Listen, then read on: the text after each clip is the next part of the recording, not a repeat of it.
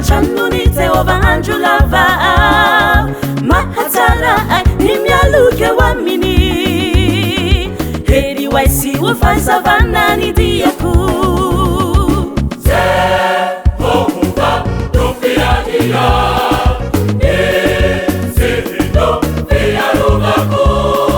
na kumeluna na mufati zikanawazia heri yakulu sati manja kizaibu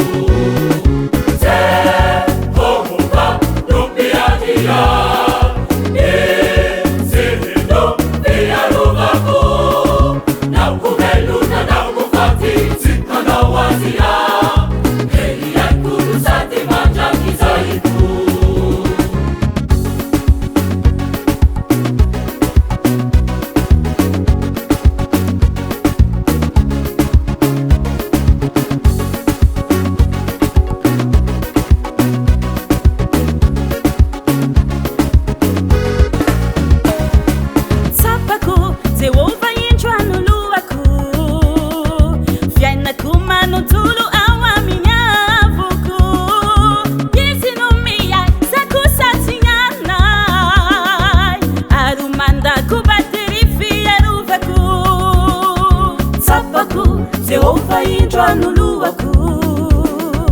Fena kumanu tudu awamina vuku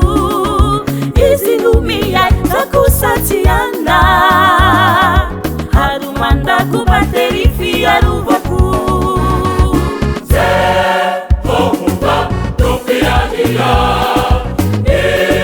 Sehino fiaruvaku Na kumeluna na mufati zikanawazia